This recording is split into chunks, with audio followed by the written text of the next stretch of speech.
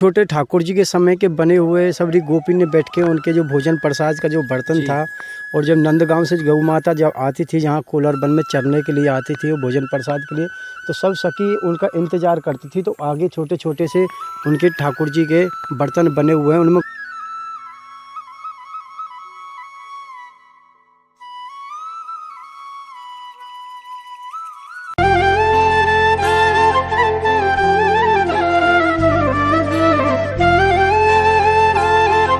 राधा रानी की जय। जय श्री राधे दोस्तों, आज हम बिजधूल चैनल के माध्यम से आज आपको हम ऐसे दिव्य दर्शन की ओर लेके आए हैं जिसको कोलर वन एंड ललिता सखी कुंज के नाम से जाना जाता है। और आप देख रहे होंगे यहाँ का दृश्य, आप दृश्य देख सकते हैं। और हमारे साथ इस टाइम मौजूद हैं बालक गिरिदास बाबा, जो कि हम यहाँ के बारे में नहीं जानते हैं, तो वो आपको यहाँ की दर्शाएंगे कि क्या यहाँ का लीलाएं हैं, क्या यहाँ के दृश्य हैं और क्या यहाँ की प्राचीन लीलाओं के बारे में, जो कि अनंत 5000 सालों वर्ष पुरानी लीलाएं हैं। चलो आइए मिलते हैं बालक गिरी बाबा से। महाराज राधे राधे। महाराज जी, आप हमको इनके बारे में बताइए कि यहाँ की जैसी लीलाएं आपने बताया है कि यहाँ कोलर वन के नाम से भी जाना जाता है और ललिता कुंज के भी नाम से जाना जाता है। काफ़ी देव स्थान है ये, और ठाकुर जी के समय का ये सब बने, ये पुराने बने, और इसको ललिता कोलर वन भी बोला जाता है। पुराने वर्णन में इसमें आता है ललिता कुंज। और दोस्तों, जैसे कि भक्तों कहा जाता है कि यहाँ पे सखियों ने, जो भगवान कृष्ण अपनी गायों को चराने आते थे, तो यहाँ उनके लिए सखियाँ, जो कि अपने घरों में पकवान बनते हैं, रोटियाँ पानियाँ बनती हैं, उनको लेकर यहाँ सखियाँ आती थीं। भगवान कृष्ण की बाट देखती थी, भगवान कृष्ण आएंगे और भोग लगाएंगे। जब वो गाय चरा के आते थे तो उनके लिए सखियाँ अपने घरों से खाना लेकर आती थी और वो भोग लगाते थे भगवान कृष्ण। उनके बारे में महाराज जी हमको दर्शाएंगे।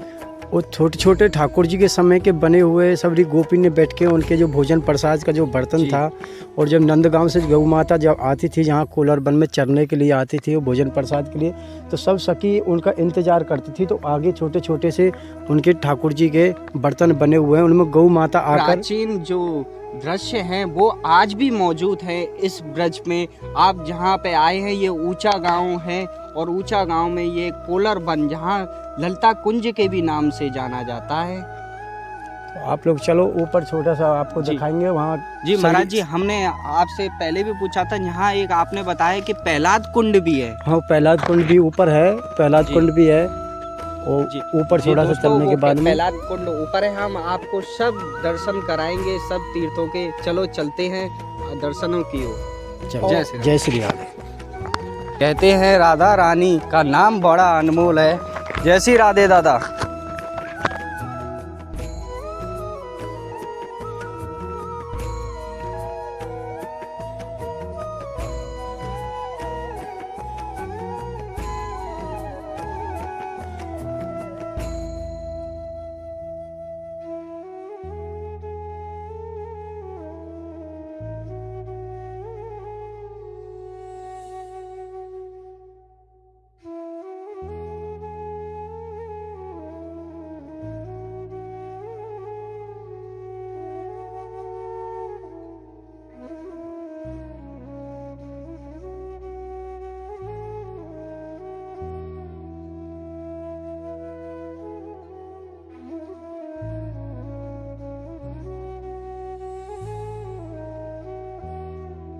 जय श्री राधे भक्तों, अब हम भक्तों पहुंच चुके हैं सखियों की ओखलियों की ओर, जहां भगवान कृष्ण का बाट देखा करती थी कि भगवान कृष्ण आएंगे और हमारे पकवानों का भोग लगाएंगे। आप देख सकते हैं कि ये वही ओखलियां हैं। और आप इधर की साइड देखेंगे तो ये भी बहुत विचित्र नज़ारा है दोस्तों।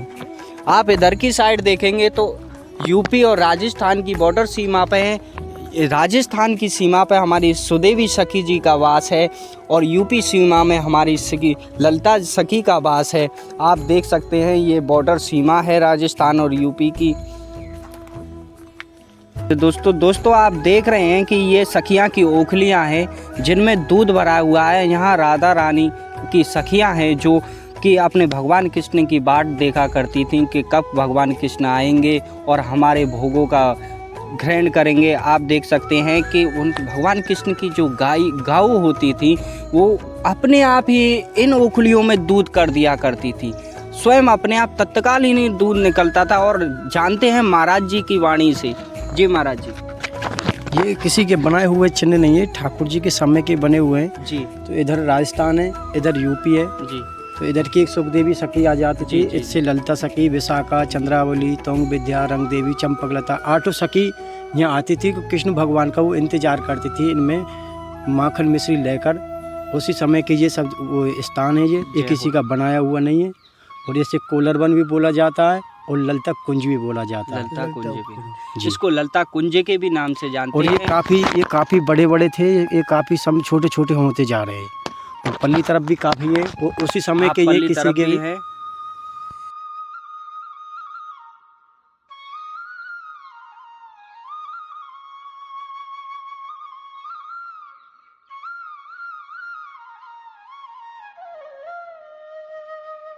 तो आप देख सकते हैं कि ये सखियों के ओखलियां हैं। और अब हम आगे चलेंगे प्रहलाद कुंड की ओर, जहाँ प्रहलाद कुंड है। जय श्री राधे।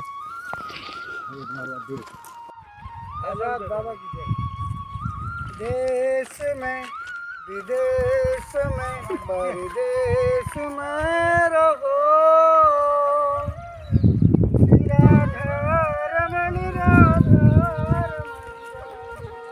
भक्तों आप देख रहे हैं उत्तर की ओर श्री ललिता जी का गांव है और दक्षिण की ओर श्री सुदेवी सखी जी का गांव है। और इस टाइम हम जिस पहाड़ी पर खड़े हुए हैं उस पर्वत को ललिता कुंज के नाम से जाना जाता है। आप देख रहे हैं कितनी मनमोहक छवि है यहाँ के पर्वतों की। आप देख रहे हैं, निहारते रहे। जय श्री राधे, किशोरी लाडली लाल की जय हो।